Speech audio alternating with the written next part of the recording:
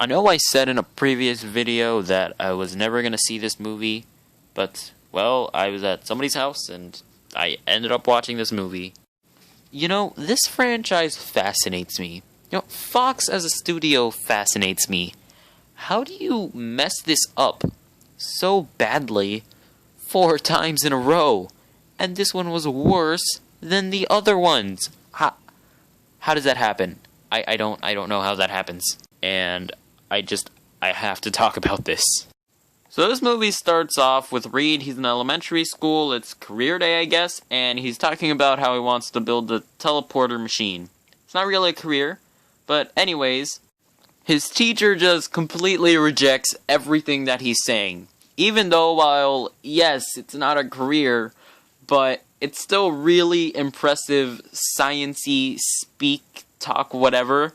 And his teacher just completely rejects him. You know, the whole class is laughing at him when he's clearly really smart. And then, of course, Ben Grimm is one of his classmates because he's gonna feel sympathetic towards him because of reasons that aren't really explained, and they're gonna become best friends because exposition.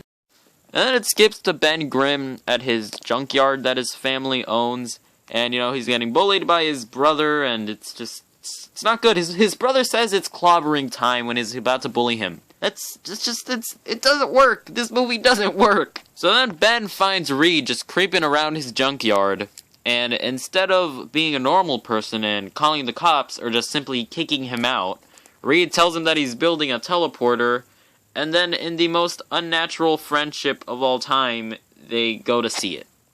Then they go over to Reed's house, and he teleports a car, blah blah blah blah blah, BFFs forever, for life, doesn't matter, it's stupid, and it doesn't work either. Then 7 years later, this movie has 2 time jumps, by the way. Ben and Reed are at a science fair, and I think they're still supposed to be kids. But he's obviously a 30-year-old man, so it's not believable at all. I mean, he literally has to kneel down to grab this kid's model airplane, which he really just takes without asking, by the way. And then he successfully teleports their airplane, but his teacher still disqualifies him when this is obviously an amazing piece of technology, but his teacher still disqualifies him because he breaks the basketball hoop. And then this guy shows up, and why is he here? I mean, I guess his daughter could be participating in the fair, but I choose to believe that he's just creeping around science fairs looking for children to recruit. So he gives Reed a full scholarship to go to a university so that he can work on interdimensional travel. And then these two have the most awkward interaction that I have ever seen in any movie ever. Oh my gosh, these two have no chemistry.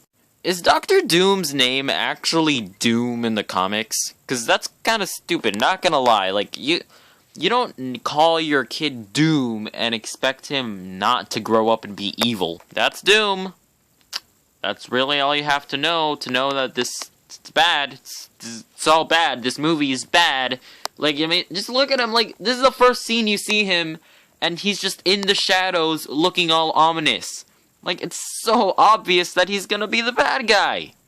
So now these three have to work together to build a machine that'll teleport us to another dimension. But wait, because he was drag racing, Johnny Storm now has to work his car off because he wants it back. Yeah, so he has to work at the same experiment that the rest of the guys from the Fantastic Four are working on. Oh my gosh, this is such clever storytelling. I mean, Doom is technically the one working on it, but you know what I mean. So I guess they went over to the guys that did the CGI for Planet of the Apes, and they were like, "Hey, can we borrow some special effects, man? You mind if we borrow some special effects for a movie?" And yeah, so then they sent the monkey into the next dimension. Yay, the machine works. Great. And then they get all mad and drunk because the people in charge want to send trained astronauts into the next dimension instead of children, which I guess they're still supposed to be children, because they want to send trained astronauts. They get all mad and be like, "We built this thing, we should be able to go first, blah." So they decide to activate the machine without permission, but of course Reed has to have Ben with him because he's his best friend. He has to go to the next dimension without him, and also because it wouldn't be the Fantastic Four. And I guess the writers forgot to input him in, and they were just like, "Oh my gosh, wait, we have to have Ben in there. How can we do it? Just get Reed to call him real quick. It'll be easy." And they get to the next dimension. And, you know, obviously things go wrong. They get radiation poisoning. Victor falls into a big thing of green goop. Because goop is always fun.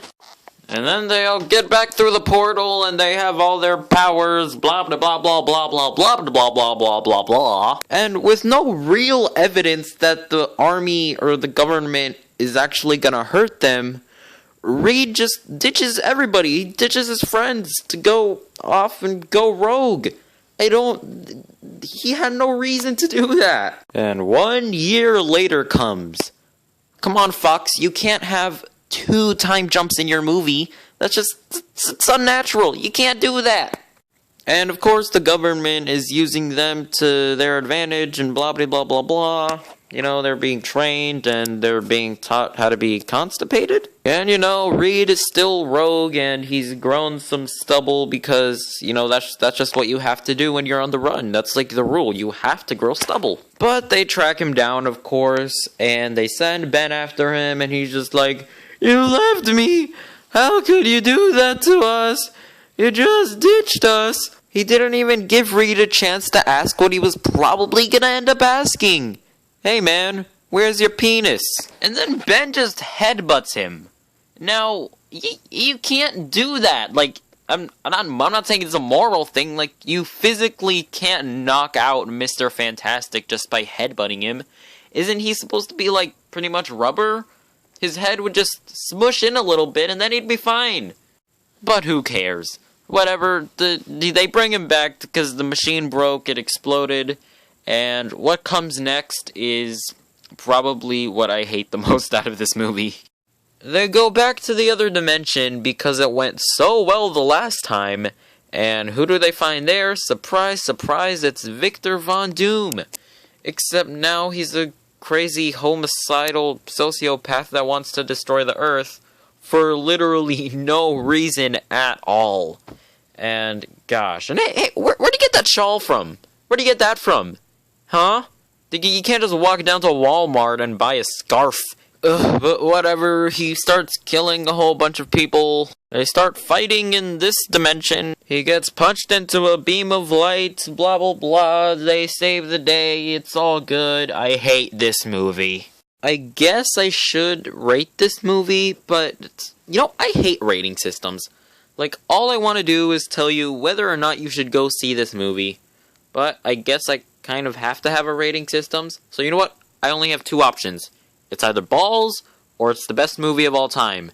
That's there. That's my rating system for all of the movies that I ever review. Alright? And this is obviously balls. This is the epitome of balls. Which the Thing is obviously lacking. Bow, bow, bow, bow, bow, bow. So shut up, Simon Kinberg. You know this movie's not gonna get a sequel.